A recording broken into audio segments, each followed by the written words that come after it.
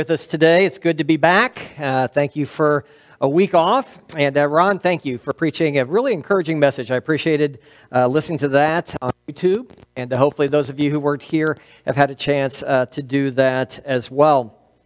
It was good to be able to relax in Northeast Indiana. If you want to go ahead and go to church, I'm sorry. Forgot that part. It's good to relax in Northeast Indiana with Sharon's family. It was good to spend some time with some nieces and nephews that we don't get to spend much time with. But I can't tell you, after 6 hours of driving on Sunday, it was nice to get home before dark and to be able to just sit on my deck and listen to the fireworks, okay? For some reason, I built a house in the woods, so I couldn't see the fireworks. But boy, could we hear them last Sunday night? I think wherever you were, some fireworks. It was during that time of celebration. And if you've read any of the correspondence I've sent out, you know what I'm going to say. That it was during that celebration that a really great friend of South Fork transitioned into eternal life. Jim Ayers has been a part of South Fork probably longer than almost all of us, maybe except for one or two. And I remember as a child him do so many things around this church.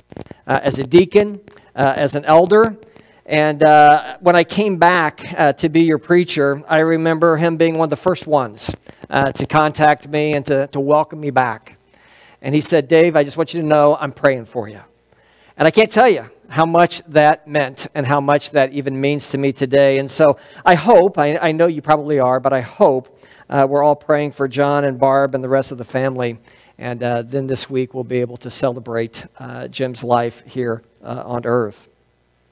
I think even if the topic of today's message wasn't friendship, I probably would have still used the word friend to describe Jim Ayers. And I mean, he was a friend not just to me, our family, and to you. He was a friend to this church. And he was a friend to everybody who was a part or has been a part of this church. I think what death does it not, is it reminds us of the value of friends. It reminds us how much we depend on them, especially when we're going through a crisis or through a tough time.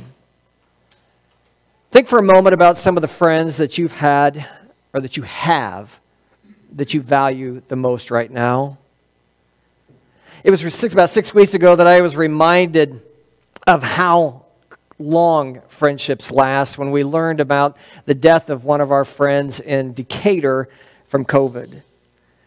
His name was Bob.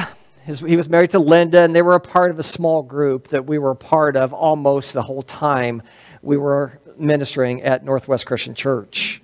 There were about 12 of us. We all had an affinity in life where we were all pre-kids, just married, and trying to figure out what life looked like. And I remember we spent a lot of time together, and basically one of the things we learned was what it meant to have one another's back. When life began to move us in different directions and around the country, really, we even made an agreement that we would get together on Labor Day weekend for just a reunion. Just our small group would get together. We did that for about 7 or 8 years, and then when there got to be so many kids that it was hard to find a place that we could navigate to and that could handle all of the kids, we kind of stopped doing that, but then kind of started relying on Facebook. Now, those of you who know me know that I am the worst Facebook poster and follower, okay? There's just no question about that. But fortunately, my wife kept track of what was going on in a lot of people's lives in that group and kept me informed. When we were contacted about Bob's death, we wanted to make sure that we went over because we wanted to be a friend. And while we were there, we talked with some of the other people who were in the group, and we recounted just how valuable our friendships were during that period of life, and how much we needed to get together again. We need to get together again before someone else died. Because you see, out of the 12, Bob was number 2 that has died. And so we made it a priority that we would try our best to get together as a group of friends. I'm sure you're already thinking about some people in your lives that you like getting together with. Or maybe people that you haven't seen for a while that you want to get together with. Maybe it was somebody that you grew up with in grade school and you just have been friends literally your whole life. Maybe it's somebody in college that you were introduced to that you just hit it off and now you enjoy spending time with. The value of friendship goes far beyond anything that we can measure, especially if you think about those times in our lives when crisis hits. We're going to jump back into our series of messages today out of the Old Testament book of Job, where I hope we're learning from some of the conversations that we today. Wide-angle view of friendship based on Job's relationship with at least 3 and maybe even 4 of his friends that we read about in that book. And what we're going to see is that when Job's crisis hit, okay, when he experienced all the trauma and all of the grief, he was grieving, there were 3 friends who decided it was time to pack up the CUV and go visit Job. Now, what in the world would a CUV be? It's a camel utility vehicle, okay? So they packed up their CUVs and they headed out to meet Job. So I want you to turn with me, if you would, to the end of the 2nd chapter of Job. And what I want to do is to look at this not the conversation so much today, but look a little bit about what we're told about these friends. And then look at a few other verses. And what I want to do is identify 3 things that as friends we do or that we should do whenever another one of our friends is in crisis or experiencing a loss. Job chapter 2, beginning in verse 11. I'm going to read from the New Living Translation today. And let's just jump in. Verse 11 says this: when 3 of Job's friends heard of the tragedy he had suffered, they got together and traveled from their homes to comfort and console him. How they get together, I don't know. It probably wasn't. They didn't call each other on their cell phones, but they got together. Their names were Eliphaz the Temanite, Bildad the Shuhite, he must have been the short one, and Zophar the Naamite. When they saw Job from a distance, they scarcely recognized him. Wailing loudly, they tore their clothes and threw dust in the air over their heads to show their grief. Then they sat on the ground with him for 7 days and nights. And no one said a word to Job, for they saw that his suffering was so great, or too great, for words. Who were Job's friends? That's a great question that Bible scholars have been trying to answer for a very, very long time, because remember how I said no one knew where the land of Uz was that Job was from? Well, nobody knows where the land of these guys were that they came from either. There's no agreement amongst where Eliphaz, Bildad, and Zophar lived, but what we can determine is they probably didn't live real close to Job. What we know about Job was that he was a prominent leader. He was a leader in the region. And so maybe what happened is these 3 guys were business associates that had done business with Job in the past. Maybe they had bought some livestock from him. Maybe they had done some business deals. Who knows? Maybe their kids were friends. You know how long-distance friendships sometimes, kids will travel. Remember the parties that we read about that Job would offer sacrifices and pray after his kids would have these parties, these big week-long parties? Maybe some of these friends' kids came to some of those parties. We just don't know, okay, how they were connected. So let's look at what they did more than who they were. And the first thing that we can remember from them and how they reacted to Job's crisis that we can apply in our friendships is to remember the power of presence when someone is in crisis. It really began soon after they learned about what had happened to Job. Verse 11 says, they got together and traveled to provide comfort and to console their friend.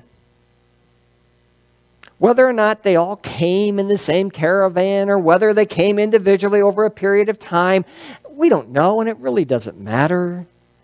They just wanted to be there for their friend when he was hurting. Now, for those of you who are younger, who are listening to this was a long time before cell phones, okay? I know you can't imagine that, but this is a long time before cell phones.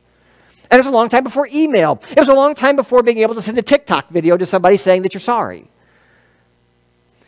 Today, that's probably how we communicate with someone who's going through a crisis is we'll just shoot them a text. We'll give them a call. Maybe we'll show a video. Back then, what you did is you went and knocked on their door. Most of us today probably remember those days, don't we? Where when you got the news of something bad happening in someone's life, you showed up. Nowadays, we probably will send them a text or we'll give them a call and say, hey, just want to let you know, I'm on my way. What do you need? And then when we get to their house, there's that greeting that we do. That customary greeting, which on this side of COVID and the pandemic and everything, probably we're going back to giving hugs.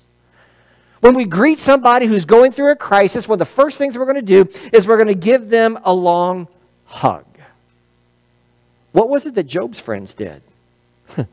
When they got there, they tore their outer garments and they threw dirt in the air.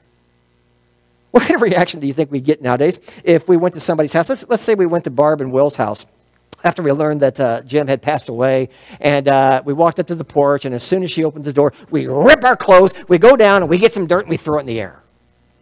How do you think she would react? She'd probably think we hit our heads or something, you know, something had happened to us on the way. But that's what they did. They would grieve in that way. And what we know is that different cultures grieve differently. Even within our own country, having lived in different parts of the country and out east, people don't always react or do the same things to show that they're identifying with someone who's grieving.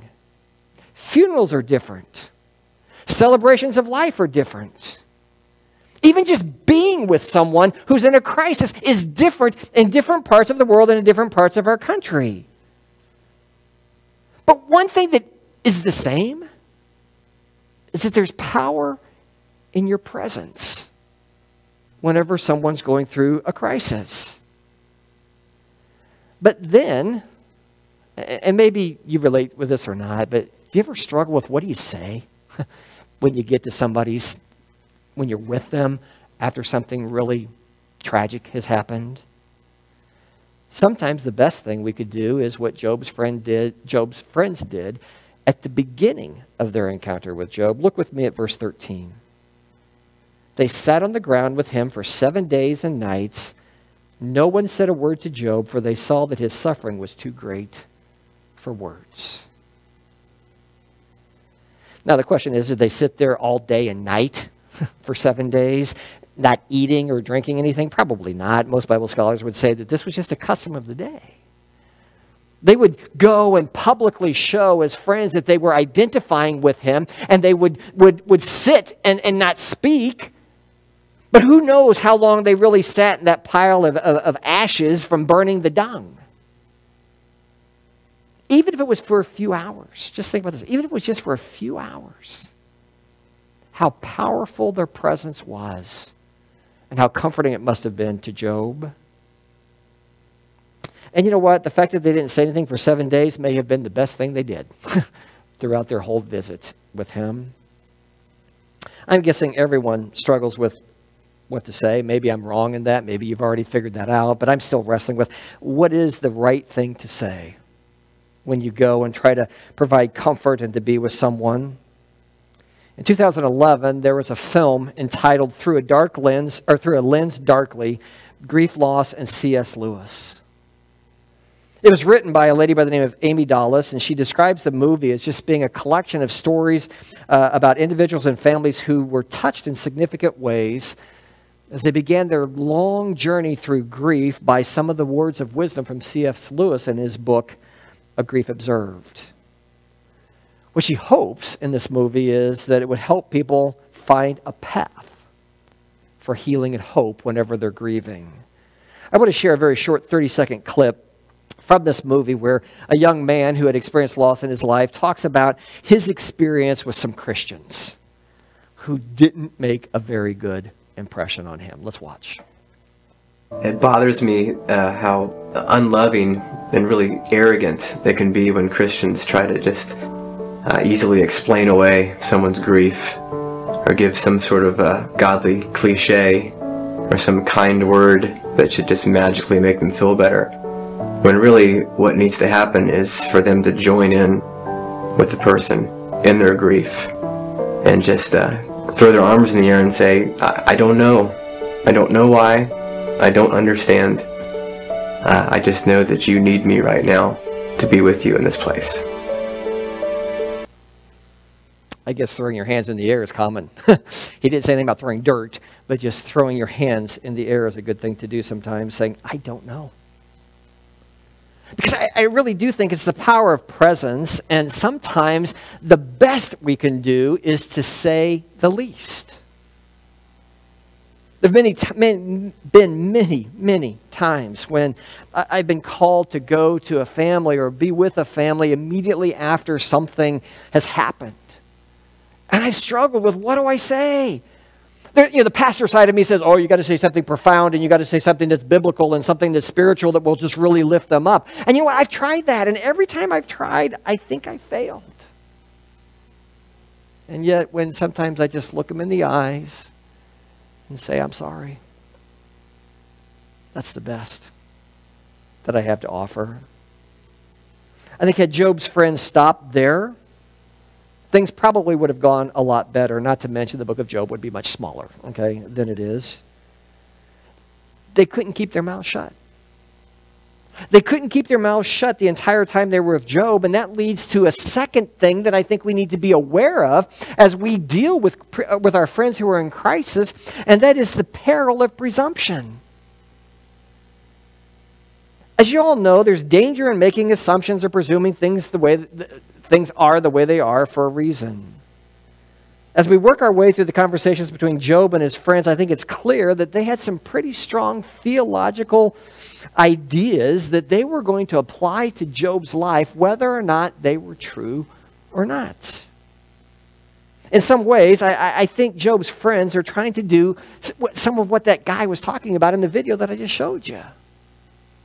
If you've read Job, you know what I'm talking about, but let's look at 4 examples, okay? Number 1, it starts with Eliphaz, the first friend that we read about in chapter 4 and verse 7. Just listen and see the theme that comes throughout all of these things that his friends say. The presumption, okay? Job 4:7. Stop and think, he says to Job. Do the innocent die? When have the upright been destroyed? My experience shows that those who plant trouble and cultivate evil will harvest the same.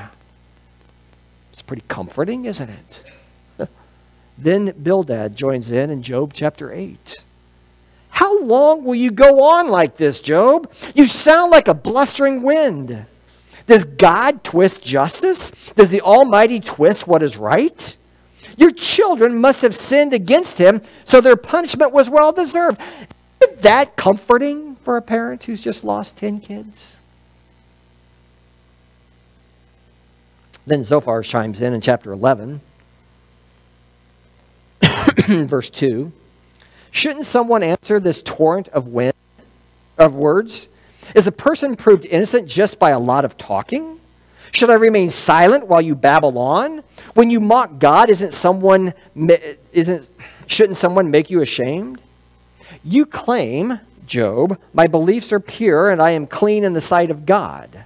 If only God would speak, if only he would tell you what he thinks, if only he would tell you the secrets of wisdom, for true wisdom is not a simple matter.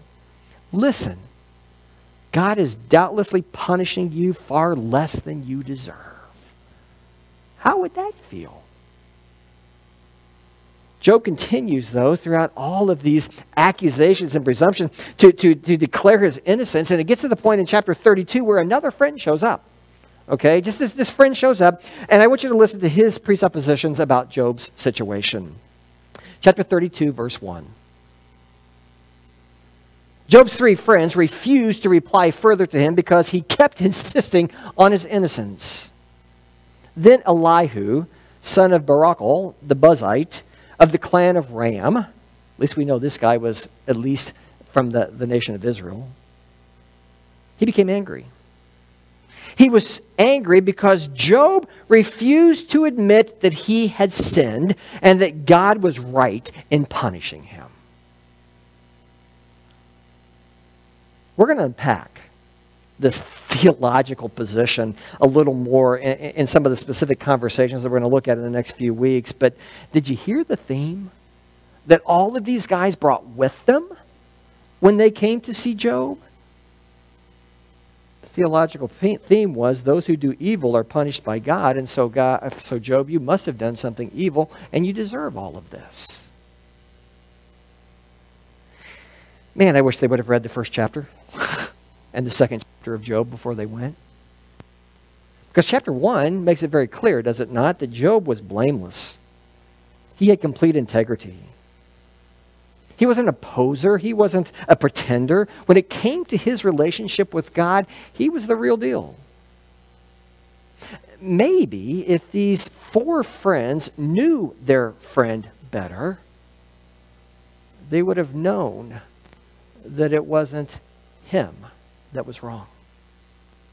In fact, we look at Job, just declaring his innocence over and over again. He cries out and he says, I have done nothing wrong. God's doing something here. But he's not punishing me because I've done something wrong. He's up to something that I just don't understand. Have you ever experienced in your life when you've, in the back of your mind, when you've heard something's happened to somebody and it's bad, in the back of your brain you go, oh, they deserve that. You ever thought that? Yeah, there are times when consequences of what we do catch up with us, but we can't presume that in anyone's life. We can't presume that. Job's friend shouldn't have presumed it in his life. And you know what? Even when God questions Job at the end of the book, he gets pretty intense with him, but God doesn't question Job's integrity. All four of Job's friends should have just kept their mouths shut a little longer and listened to their friends and not presupposed what they thought God was doing to him. Maybe some of us need to remember that when a friend is going through something. And maybe in our brains we can say, yeah, they deserve that because they were doing this or doing that. That's up to God, not us. We don't presume anything when someone's in crisis. But there's something that we have to do. And that is that we have to give them the comfort of Christ. In the next few weeks, I'm looking forward to pulling out some of the messianic glimpses that we get in Job's responses to his friends. Keep in mind, this was written, this happened hundreds of years before Jesus came to this earth and manifested God's love to people. So it tells me this, even back then, righteous people like Job understood that God cared enough about people that he was going to come and comfort them. In 2019, Tom Hanks played the role of one of the most beloved pastors and children's ministers in the history of mankind by the name of Mr. Rogers, Fred Rogers. Maybe you've seen the movie A Beautiful Day in the Neighborhood. In the movie, Mr. Rogers, played by Tom Hanks, is interviewed by a journalist by the name of Lloyd Vogel. And part of what the movie does is it tracks the development of their friendship as Lloyd interviews him over a period of time. I'm going to show you a very short scene where Lloyd and his wife Andrea are lying in bed and the phone rings and Andrea picks up the phone and it's Mr. Rogers on the other side. It might be kind of hard to hear, so listen closely to this conversation. Is this Andrea? Yes. This is Fred Rogers. Oh, hi. Who is it? Lloyd's right here. Oh, no, Andrea, while I have you, I just want to thank you so much for sharing Lloyd with us. Can't be easy him traveling with Gavin at home. Oh, well, thank you for saying that. I'm going to give Lloyd to you now. Mr. Rogers knows my name. Did you catch that? Mr. Rogers knows my name. She was impressed that through his relationship with her husband, he knew about her. You know what? We need to remember when we're talking to people who are going through crisis and grief that there's someone who knows their name that's greater than Mr. Rogers. That's Jesus. And not only does he know who they are, but you know what? If they're following him, they're his friend. John chapter 15, verse 13, Jesus himself said this: "Greater love has no one than this, that he laid his life for his friends. You are my friends if you do what I command. I no longer call you servants, because a servant does not know his master's business. Instead, I have called you friends. For everything I learned from my Father I have made known to you. You did not choose me, but I chose you and appointed you to go and bear fruit, fruit that will last. Then the Father will give you whatever you ask in my name." You know what? If we're with somebody and we get to the point where it's appropriate for us to share with them, we care about them, also share with them not just the fact that Jesus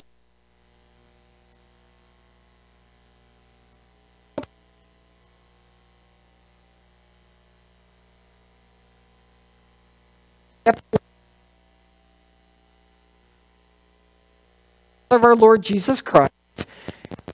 God is our merciful Father and the source of all comfort. Verse 4 especially. He comforts us in all of our troubles so that we can comfort others. When they are troubled, we will be able to give them the same comfort that God has given to us. In your lifetime, I know that there have been many, many times when you have been the friend that someone else needed. You were there for people. And there's no question in my mind, based on how things are going in this world, that there are going to be opportunities in the next week, the next month, the next year, the next decade, for us to be able to go and to be present with someone who's going through a crisis. I hope that Job's conversation and Job's relationship with his friends will kind of come back to us in some way to where we will know that just our presence has power.